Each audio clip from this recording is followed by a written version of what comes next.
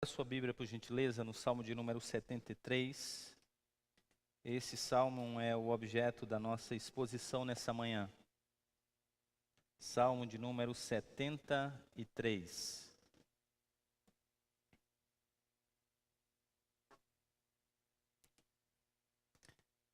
Salmo de número 73. A metodologia que eu vou usar na nossa exposição nessa manhã é uma que eu usei quando a gente estudou o Salmo de número 22 ainda nessa série. Como o texto é um texto grande, são 28 versículos, eu vou proceder em uma leitura com entendimento, uma leitura explicativa. A minha ideia na exposição sempre é que você consiga entender o texto. Isso, para mim, é o meu maior objetivo. Se você sair daqui já compreendendo o que o autor disse, eu já estou extremamente feliz. Evidente que toda pregação ela precisa ser prática, então por isso que nós também faremos aplicações. Mas o meu compromisso maior é que você leia o texto e você entenda o texto, para que quando você estiver na sua casa, você consiga ler novamente esse texto e entendê-lo e explicar a outras pessoas. Então, esse será o meu desafio, que eu vou tentar fazer isso nessa manhã. Então, Salmo de número 73, deixe a sua Bíblia aberta durante toda a exposição, mas agora abaixe sua cabeça, nós vamos orar, vamos falar mais uma vez com o Senhor.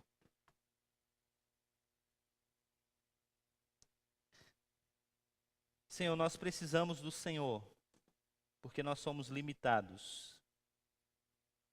Nós precisamos da ação do Teu Espírito Santo para que tenhamos condições de compreender a Tua vontade e o Teu querer para as nossas vidas.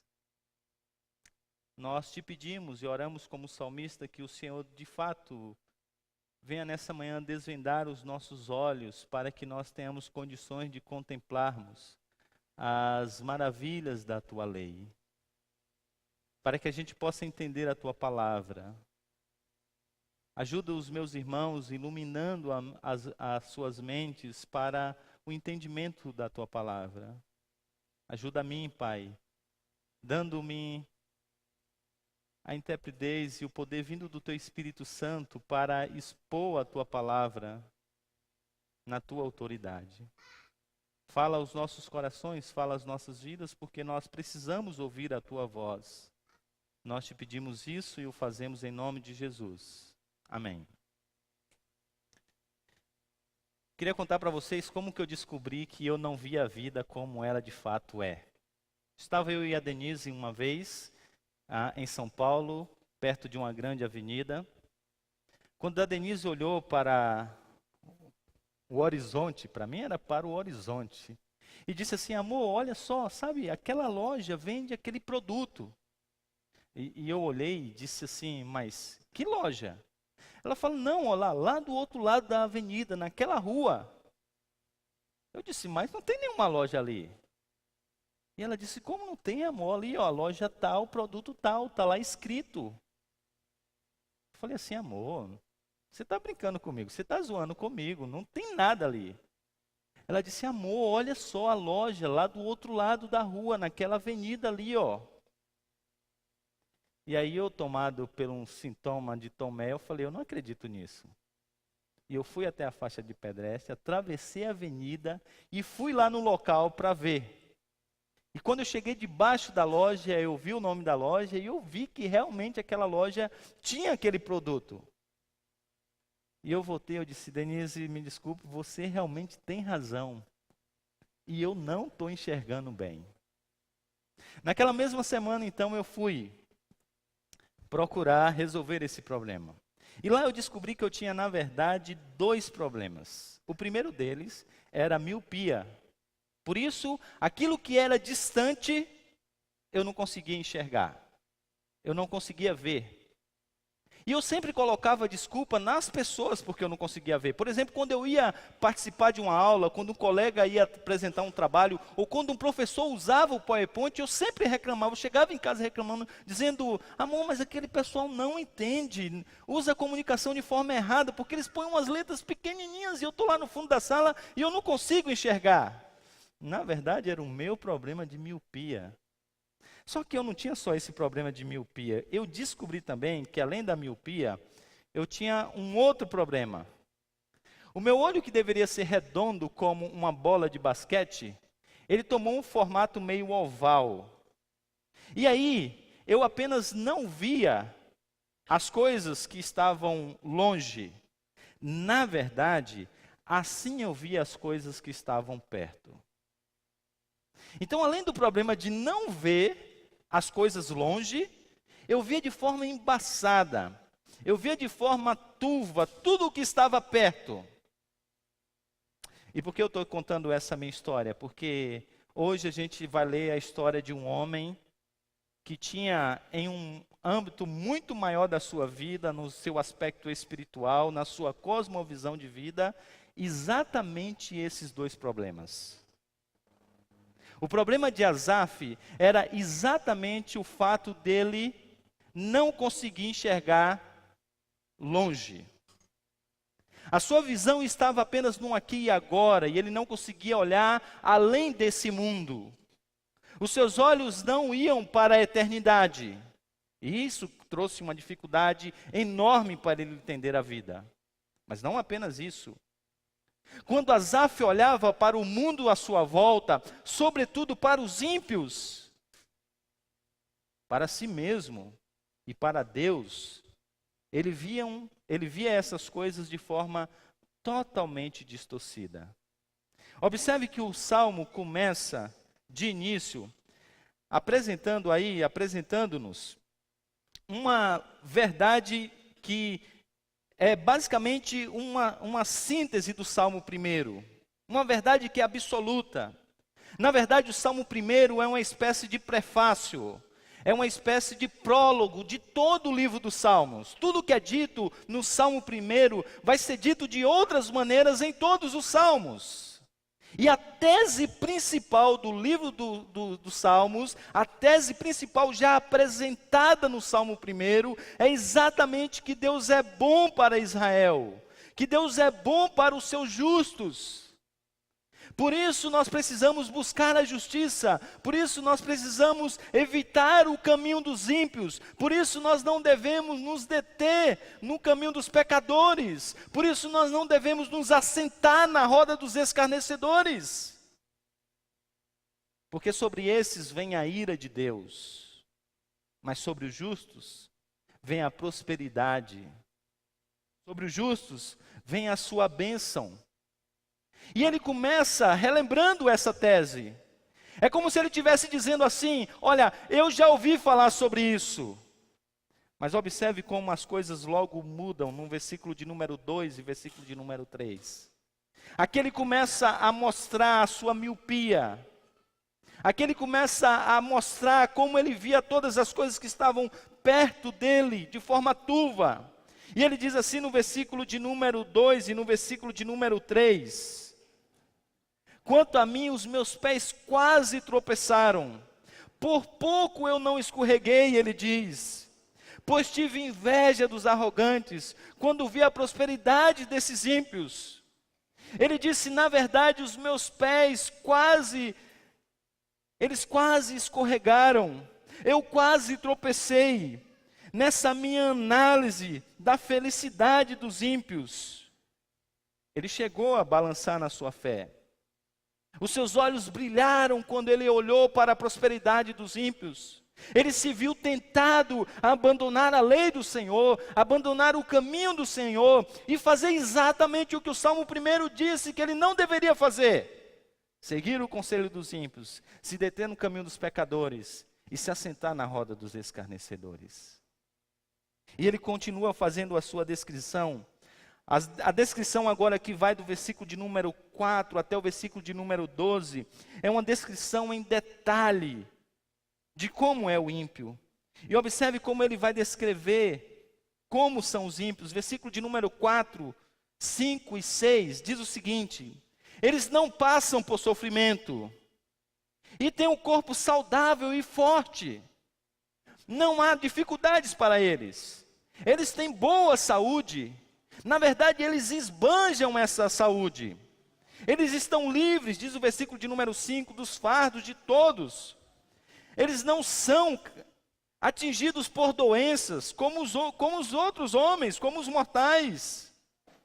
E aí ele tira uma conclusão, versículo de número 6, ele diz: por isso o orgulho lhes serve de colar, e eles se vestem de violência. Assim são os ímpios. E ele continua fazendo a sua descrição, versículo de número 7 e o versículo de número 8, ele diz agora: do seu íntimo brota a maldade, da sua mente transbordam maquinações. E mais, eles zombam, eles falam com más intenções. Em sua arrogância, eles ameaçam com opressão. Eles fazem todas essas coisas. E ele continua ainda a sua descrição, versículo de número 9 e o versículo de número 10. Com a boca, eles arrogam a si os céus, e com a língua se apossam da terra. Agora olhe que coisa interessante. Por isso seu povo se volta para eles, e bebem as suas palavras até saciar-se. Essa é uma característica importante que nós precisamos entender no mundo que nós vivemos. Os grandes referenciais são exatamente, a maioria deles, os ímpios, que são os grandes referenciais de prosperidade no mundo dos negócios. São exatamente aquelas pessoas que vivem longe da lei de Deus, que buscaram romper-se com os valores do Senhor, que romperam com esses valores. E são esses que são admirados, são esses que são bajulados, são esses que são seguidos, são eles que são exemplos. As pessoas se voltam para eles.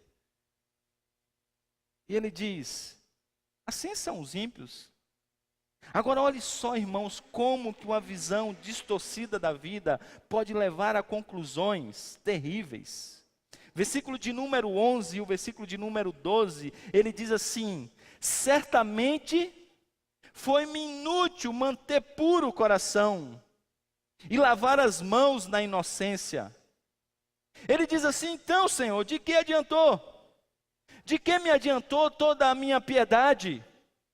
De que adiantou eu não ser ímpio? É tudo em vão. Porque eu estou aqui nessa situação, olha só o versículo de número 12. Pois o dia inteiro eu sou afligido, e todas as manhãs eu sou castigado.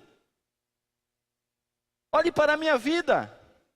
Vamos fazer uma comparação. Aqui estou eu. Lá estão os ímpios. Aonde está, Senhor, a prosperidade que o Senhor prometeu? Ele questiona. Aonde estão todas as coisas? Vejam só. Eles zombam. Eles dizem todas as coisas, mas as coisas não acontecem como elas deveriam acontecer.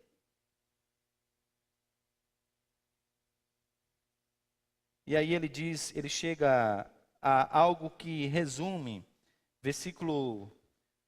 agora sim, versículo de número 12, olhe por favor, versículo de número 12 na sua Bíblia. Ele diz assim: assim são os ímpios, sempre despreocupados, e eles aumentam as suas riquezas. Então preste atenção aqui em uma coisa importante. O que perturbou o salmista é exatamente que os ímpios vivem assim, mas as coisas funcionam. Eles fazem todas essas coisas, mas dão resultados. E a prova de que essas coisas elas dão resultados é a maneira como eles estão vivendo. Eles estão fartos, eles estão gordos. Na nossa cultura, nós vivemos na cultura onde a magreza é exaltada. Nesse tempo que mostrava-se que você de fato era uma pessoa próspera, era exatamente a sua gordura. Então, era comum esses homens serem fortes, gordos. Isso mostrava que eles tinham fartura, que eles tinham mantimento, eles tinham todas essas coisas. Então, o salmista chega à conclusão de que ele fez todas essas coisas. Ele buscou a piedade, ele buscou todas as coisas que deveria buscar, mas essas coisas não aconteceram. Mas os ímpios, eles são prósperos. Agora observe que aqui está o ponto importante. Asaf está com um problema enorme de visão. Ele não consegue enxergar quem de fato são os ímpios. Ele não consegue enxergar quem de fato ele é. E ele não consegue enxergar quem de fato Deus é. Observe como a sua visão, ela está extremamente afetada por essas coisas. E o seu dilema, a sua preocupação, preste bem atenção nisso, o seu problema não é um problema filosófico. O seu problema não é um problema de entendimento teológico, não. O problema de Asaf tem raízes morais. O versículo de número 21 e 22 nos apresenta isso. Leve os seus olhos até o versículo de número 21 e 22, quando ele diz assim: quando o meu coração estava amargurado, e no íntimo eu sentia inveja, agi como insensato, ignorante. Minha atitude para contigo era de um animal irracional. O bom desse salmo é que Asaf, ele abre o seu coração. Ele abre a sua alma. E ele apresenta a razão do seu problema. E a razão do seu problema não é um entendimento filosófico da vida, de por que os justos sofrem e por que os ímpios prosperam. A questão é muito mais do que uma questão filosófica ou teológica. Essa questão está em Asaf, enraizada em aspectos morais, sobretudo, como ele mesmo disse, no seu próprio coração. Qual era o problema de Asaf? O problema de Asaf era exatamente a sua inveja. O problema de Asaf era exatamente o fato da sua idolatria, de colocar o seu coração nessas coisas que ele descreve, que são coisas criadas e não no Criador. Ele amava mais essas coisas do que o próprio Criador. E a razão pela qual essas coisas ocupavam a sua mente está exatamente nesse detalhe de descrições. Vê como ele descreve todas essas coisas com precisão, porque ele ocupava a sua mente com isso. E na verdade ele está exatamente condenando aquilo que ele mais queria, aquilo que ele mais amava. Isso é inveja. E essa inveja de Asaf então trouxe um problema de visão sério para ele. E ele então passou a ver os ímpios de forma como eles não são, a si mesmo da forma como ele não era, e a Deus de maneira que ele também não era. Observe como ele olha para os ímpios de uma maneira que os ímpios não são. Ele olha para os ímpios apenas numa perspectiva como se o aqui e agora fosse o destino final. E nessa comparação de que o aqui e agora é o destino final, então faz sentido as conclusões dele. No entanto, a vida não é só essa vida. Na verdade, é uma vida depois dessa vida. E ele precisava ver os ímpios não no aqui e agora, mas ele precisava ver os ímpios dentro de uma história que não tem fim, dentro da eternidade, porque a vida não acaba aqui. A vida continua depois daqui. E se a vida continua depois daqui, e lá no novo céu e na nova terra, nós teremos a presença de Deus, nós teremos os maiores tesouros, algo que é indescritível, algo que a nossa mente não consegue pensar, imaginar. E se lá nós usufruímos de todas essas coisas, não por um dia, não por uma noite, mas para todo sempre, enquanto os ímpios estarão eternamente em todos os tormentos, então a maneira de ver as coisas mudam. Mas ele via os ímpios apenas num aqui e agora, como se esse mundo fosse exatamente o destino final, tudo que a gente pode alcançar de paz, de satisfação e de prosperidade. Agora olha só, se ele via os ímpios com miopia, a si mesmo ele via como uma lente de aumento. E agora eu queria chamar a sua atenção, porque talvez você se identifique muito com Asaf agora. A inveja colocou Asaf no centro do universo. Na verdade, ele está achando que ele é a última Coca-Cola do deserto, o último biscoito do pacote. A sua ira, o seu furor, a sua inveja é exatamente motivada por isso. Porque ele acha que, na verdade, todas as coisas deveriam conspirar ao seu favor. E aí, nesse sistema criado na mente de Asaf, o que importa é o que ele faz e o que ele tem. O grande problema é que o mundo não é sobre Asaf, o mundo não é sobre você, o mundo não é sobre eu, o mundo é sobre Deus. E o mundo só tem alguém que está no centro dessa história. O mundo só tem alguém que é o centro, que é Deus. O cumprimento dos nossos desejos e necessidades não é a coisa mais importante do mundo. Fazer a vontade de Deus é. Só que Asaf, ele olha para si mesmo como se tudo dependesse dele. Tudo na verdade conspirasse para ele. E aí, o interessante é que essa inveja de Asaf, ela vem acompanhada de ira. E essas duas coisas, quando de mãos dadas, nos revelam muitas coisas sobre o nosso coração. A gente poderia perguntar por que ele está tão irado? Na verdade, para ser mais pessoal, por que eu e por que você, por que nós nos iramos diante de dificuldades das nossas vidas e também da prosperidade dos ímpios? Sabe por quê? Asaf está irado porque o seu reino não está sendo estabelecido. A sua vontade não está sendo feita. E por essa razão, ele está irado. Porque ele não está tendo aquilo que ele acha que ele merece. Sabe por quê? Porque, consequentemente, a inveja deu a Asaf uma dignidade que não era dele. É por isso que ele está irado. É por aí porque ele olha para os ímpios e ele diz assim: por que eles têm e eu não? Se existe alguém nesse lugar, se existe alguém nessa cidade que mereça ter todas essas coisas, sou eu. Eu que sou o piedoso. Eles são ímpios.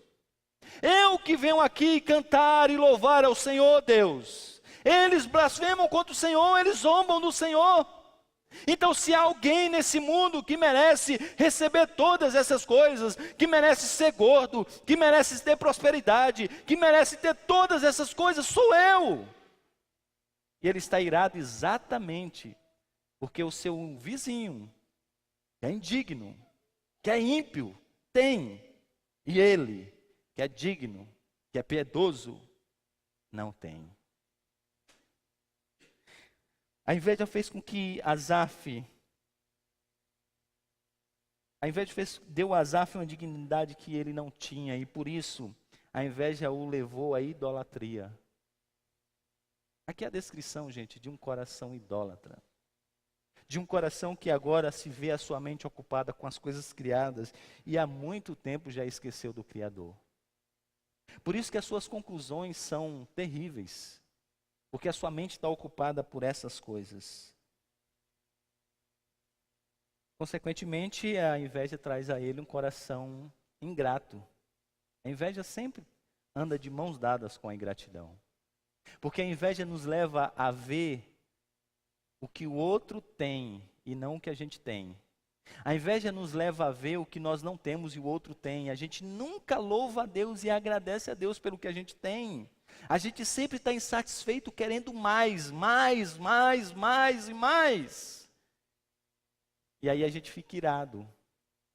Aí a gente murmura, ao invés de louvar a Deus pelaquilo que a gente tem. Ele passou a olhar para o que não tinha e fechou os seus olhos para o que tinha. Agora olha só como Asaf também, ele não tem uma visão apenas errada de quem os ímpios são, ele não tem apenas uma visão errada de quem na verdade ele é, mas Asaf também tem um problema sério, um problema sério também na sua visão de quem Deus é. Observe que nessa análise de quem Deus é, e na sua descrição disso, Asaf, com a sua visão turva da vida e de Deus, ele coloca Deus no banco dos réus. É ele que está aqui nessa primeira parte do Salmo julgando se Deus é justo ou não. Se é justo ele ter os ímpios terem prosperidades e ele não ter. Se Deus é bom ou não em não dar a ele o que ele queria. Ele começa a questionar o próprio Deus. E aí agora Deus, ele vai para o banco dos réus. A segunda coisa que a gente vê nessa relação com Asaf é que Deus passa a ser um ídolo para Asaf. Olha como isso está descrito de forma muito clara no versículo de número 13. Ele diz assim: com efeito, inutilmente conservei puro o coração e lavei as mãos na inocência. O que ele está dizendo com isso aqui? Ele está dizendo que foi inútil fazer tudo o que ele tinha feito até então.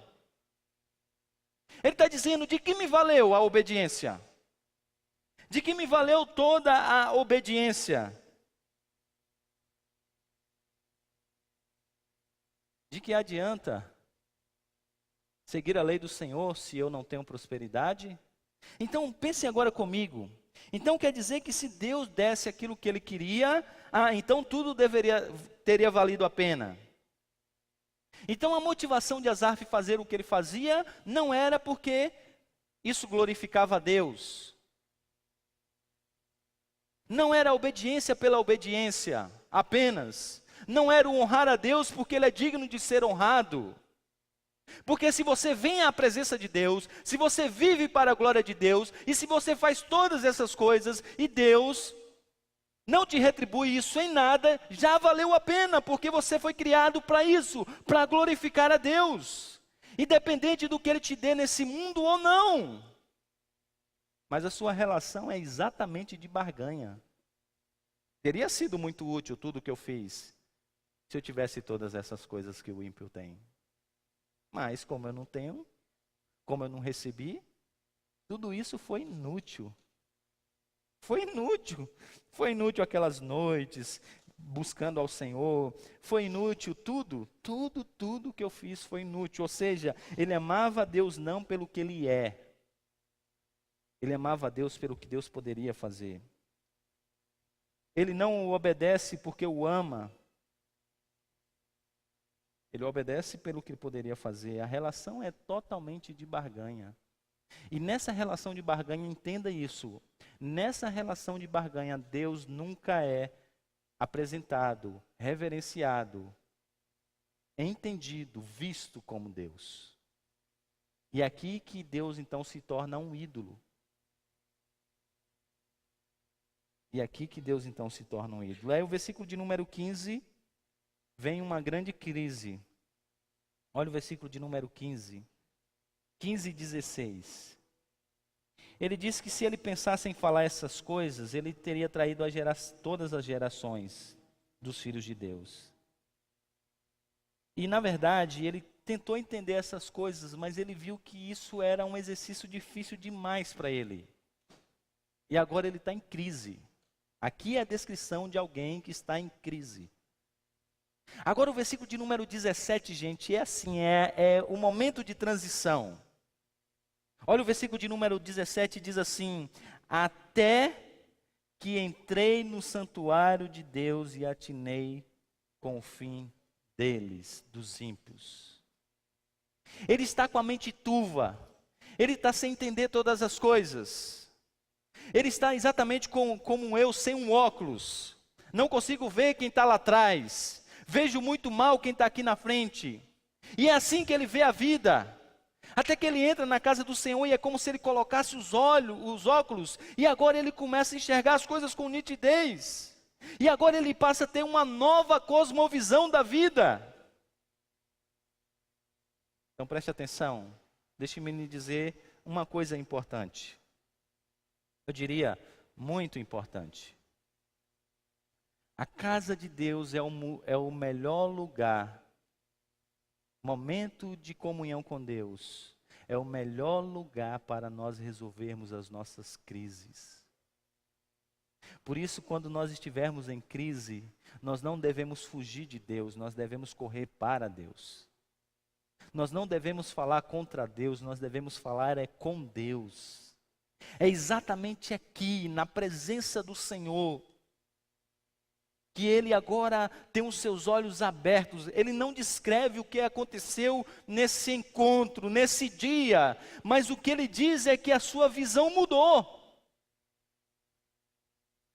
E aí agora tudo passa a ser visto de uma maneira totalmente diferente. Ele começa a enxergar a vida de outra maneira. Observe vocês que nós vamos ler agora no Salmo que os fatos ainda são os mesmos. Ele ainda continua com as suas lutas e suas dificuldades. Os ímpios à sua volta, eles continuam prosperando. Os fatos não mudaram. O que mudou foi a disposição do coração de Asaf e, sobretudo, a sua visão. E o que aconteceu? Ele diz o texto no versículo de número 17, que ele começou a enxergar a vida de uma perspectiva da eternidade. Não apenas do aqui e agora, mas também do lá e o então. E aí ele começou a ver o caráter efêmero da vida dos ímpios e a prosperidade eterna do justo. E aí ele vê as coisas de maneira diferente. Olha só como que agora ele enxerga os ímpios. Versículo 18 até o versículo de número 20. Diz que Deus certamente coloca os ímpios em um terreno escorregadio. Eu não sei se quantas vezes você já andou em um limo, ou você já andou quando a sua esposa, por exemplo, estava lavando a casa. No tempo que podia isso fazer, né? Agora não pode mais. E o chão cheio de sabão é terrível para andar.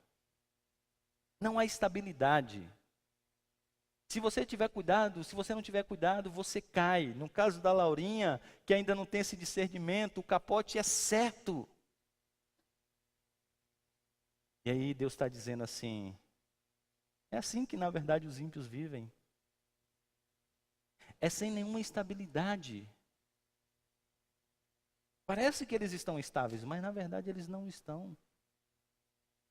Eles estão, Deus os põe em um terreno totalmente escorregadio. E eles estão ali naquele terreno. E eles estão tentando ficar de pé, mas a queda é certa. E aí o texto diz uma coisa ainda mais séria. Observe vocês ainda o texto, diz assim, que Deus na verdade, os empurra para que eles caiam, para a sua ruína.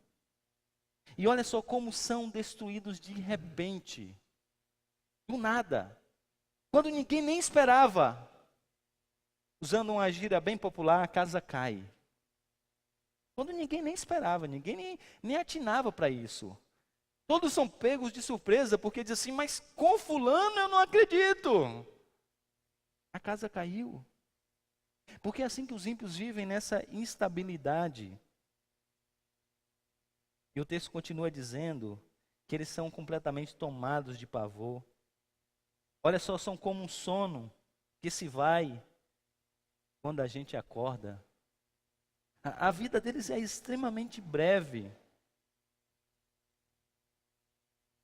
E eles terão um fim terrível. Porque o texto diz que quando, na consumação dos séculos, os justos ouvirão, vinde benditos de meu Pai, entrai para o meu reino. Mas o texto diz que os ímpios ouvirão, afastai-vos de mim, malditos, para o fogo eterno, preparado para o diabo e os seus anjos. Olha, eu não tenho tempo aqui de descrever isso, mas eu fiz recentemente uma pesquisa sobre o que é o tormento eterno. E eu vou dizer para vocês, é muito pior do que a gente imagina. É muito pior do que a gente pensa. A graça comum ainda age nesse mundo e Deus freia o pecado. Deus faz com que até coisas boas aconteçam na vida de ímpios. Só que nesse lugar de tormento, na eternidade, Deus estará presente, mas somente em ira. Minha mãe dizia quando eu era pequeno, e vocês sabem disso, terrível coisa é cair na mão de um Deus irado. Eu diria que mais terrível ainda é quando isso é para sempre. E Asaf olha e diz assim: Senhor, se esse é o fim deles,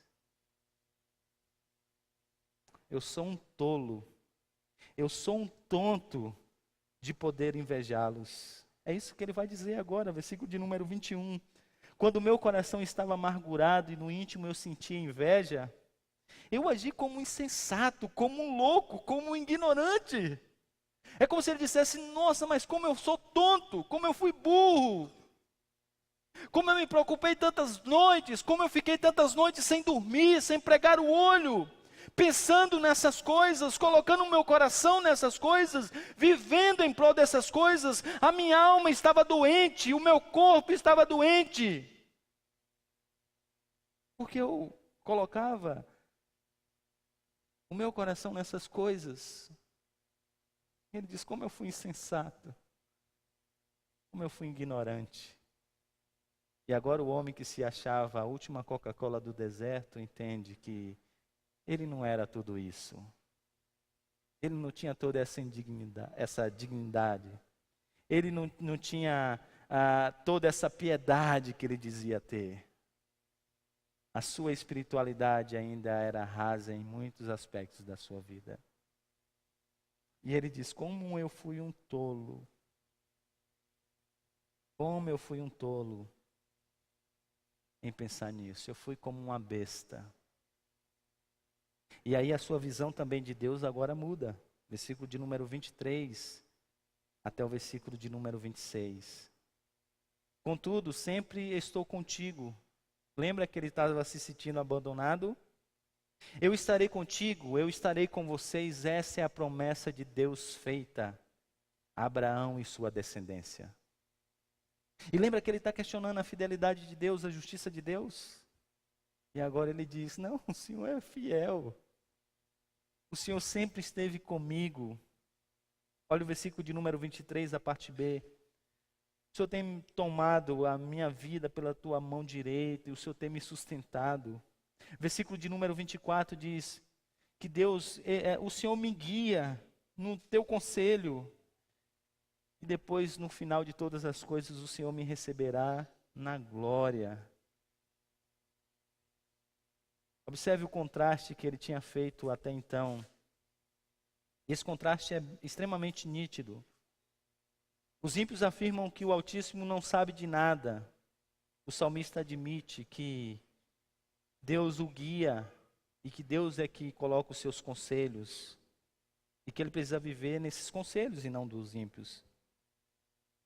Esse conselho é quem o guia agora. E Deus vai ser fiel até que vai recebê-lo na glória. E aí vem a parte mais importante desse salmo.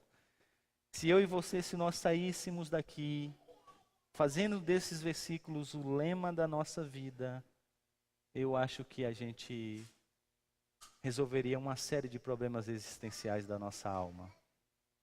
Versículo 25 e 26. A quem tenho eu no céu senão a ti? E na terra nada mais desejo, além de estar junto a ti. O meu corpo e o meu coração poderão fraquejar, mas Deus é a força do meu coração e a minha herança para sempre. Na verdade, o que ele está dizendo aqui é aquilo que também o profeta Abacuque vai dizer depois, lá no seu livro, capítulo de número 3, versículo de número 17 e 18.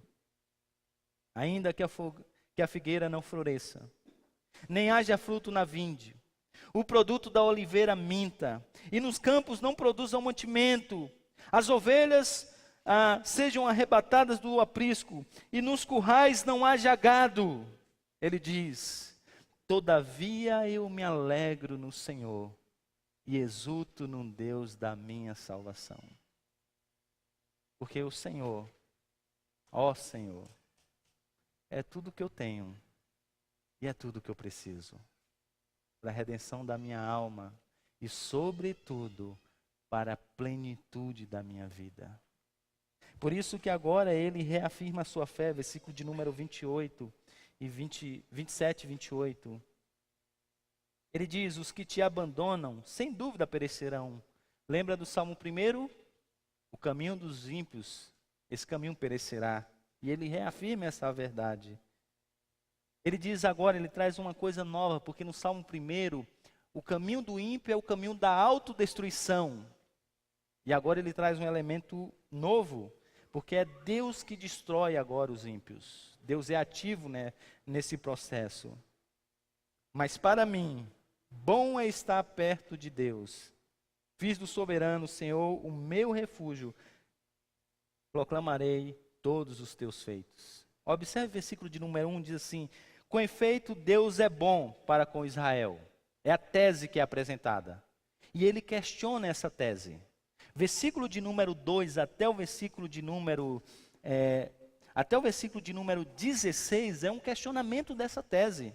Deus é bom para Israel. Ele diz, não, não é. Porque os ímpios prosperam e os justos sofrem. Então Israel está sofrendo. Como que a gente concilia então o sofrimento de Israel com a bondade de Deus? E na verdade ele coloca isso de forma tão poética que a ideia da bondade de Deus é na verdade a moldura do quadro. Ele apresenta Deus como sendo bom para os seus fiéis, para os seus eleitos. E ele passa por um momento profundo de crise, questionando essa bondade. Seus olhos são abertos. E agora ele encerra dizendo assim, de fato, Deus é bom. Eu tive um dia a dúvida dessas coisas, mas a vida me ensinou a acreditar nessas coisas. E agora eu tenho uma certeza profunda, uma convicção. Agora preste atenção que ele diz assim, porque isso é uma verdade. Isso aqui não é uma tese que não é comprovada. Isso é uma verdade absoluta. É palavra de Deus. Ele diz, porque isso é uma verdade, eu vou proclamar para todas as pessoas essa verdade. É curioso ver que esse salmo termina com um chamado missiológico. Para que a gente possa ir ao mundo dizer exatamente isso, essa verdade. Dizem hoje que Deus, ele não existe. Porque o sofrimento é a prova da sua inexistência. Diz por aí também, aqueles que creem no deísmo, que Deus até existe, mas que na verdade ele é um Deus distante, que não está presente com o seu povo. Dizem aí que Deus na verdade ele é impotente, ele não é esse Deus todo-poderoso, os seus atributos não devem ser louvados. Ele não é onisciente. Porque a única maneira de nós entendermos o sofrimento dos justos é entendermos que nem Deus sabe que eles estão sofrendo. Essa é a teologia relacional, que já chegou, já veio de fora e já chegou no Brasil. Pastores já têm pregado isso, que na verdade, o seu sofrimento Deus, na verdade, viu no Twitter dele. Passou no Jornal Nacional e ele falou, nossa, tem alguém sofrendo lá, porque ele não sabia, ele não é onisciente.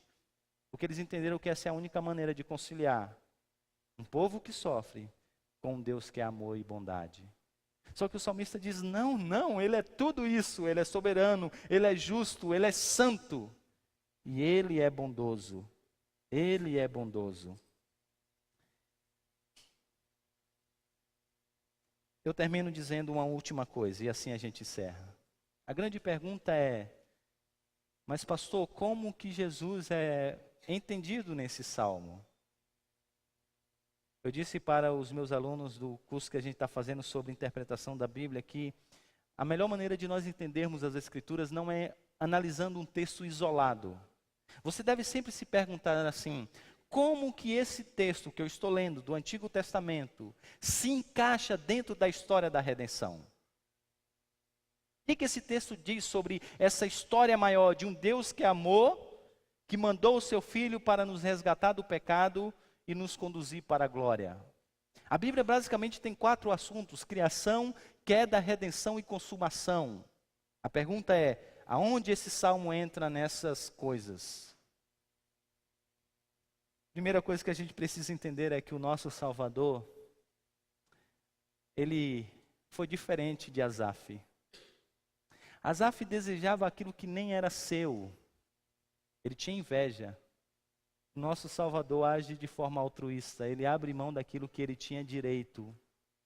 E ele não usa essas coisas. Ele abre mão de tudo para que ele pudesse fazer um de nós.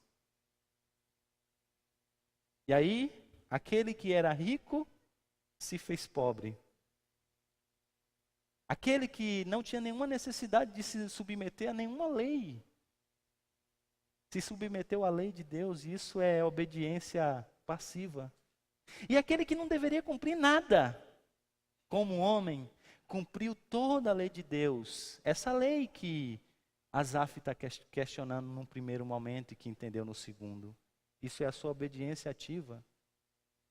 E agora esse nosso Salvador, ele nos dá a comunhão com o Pai. Agora a gente pode ter perdão. Por isso que se você entendeu que nessa manhã você tem problema com inveja, eu tenho uma solução. Eu não quero que você saia daqui desesperado. Vá à cruz. A cruz é a solução. Agora observe uma coisa interessante dentro dessa história grande da redenção, é que na verdade, a primeira parte desse salmo de Asaf, que é a parte de muita ainda das histórias da nossa vida, de inveja, de ira, de amargura, coisas essas que nos entristecem. Essas coisas não existirão no novo céu e na nova terra. Quando Cristo voltar para consumar todas as coisas, diz as Escrituras que Ele arrancará do nosso coração toda essa inclinação para o mal. E aí esse seu coração idólatra será transformado.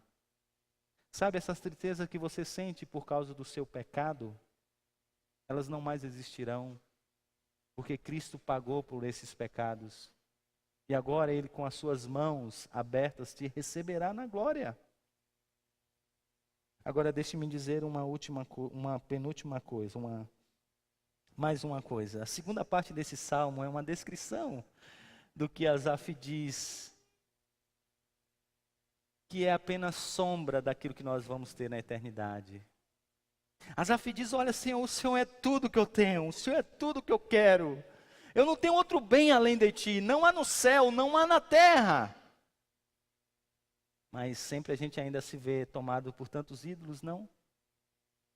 Mas haverá um dia onde Deus será tudo que a gente tem, tudo que a gente vai amar. Tudo que a gente mais vai querer na vida é Deus, e a gente vai ter nele a satisfação para a nossa alma. E aí sim a nossa alma vai ser satisfeita completamente. Porque há um vazio do nosso coração do tamanho dele, somente Ele pode preencher. E Ele há de preencher. Agora, quando eu li um artigo do Paul Tripp, que ele disse uma coisa interessante, né? Porque quando ele falou assim, quando num aconselhamento eu falo da eternidade, as pessoas dizem assim, peraí, povo, você precisa voltar, porque você está desviando do assunto. Ele disse que as pessoas não gostam de ouvir da eternidade, porque a eternidade parece não falar do aqui e agora. E ele diz, não, na verdade, quando a gente entende a vida na perspectiva da eternidade, a gente entende muito dos dilemas da nossa vida. Então, o que a gente pode dizer por hora? Por hora, a gente pode dizer que o nosso Cordeiro venceu a inveja. E agora Ele nos dá condições de nós vencermos essa inveja. Por hora, a gente pode dizer que a sua graça nos dá a oportunidade de ter um novo coração. Por hora, a gente pode dizer que Ele trará um coração novo, que não mais será egoísta, invejoso. Mas a gente pode vencer esse pecado, porque a gente venceu em Cristo Jesus. Por ora, a gente pode dizer e lembrar da sua promessa, que Ele estará conosco todos os dias, nos ajudando, pegando em nossas mãos e nos segurando, como Deus fez com Asaf, para que os seus pés não escorregassem e para que ele não caísse na tentação de caminhar no caminho dos ímpios. Queria te convidar para que você colocasse de pé, nós vamos cantar o cântico Continuar, que nos convida a gente entender isso, que Deus está no controle de todas as coisas. Você pode não entender os seus sofrimentos, mas creia, Deus tem um plano. Isso você não pode negar.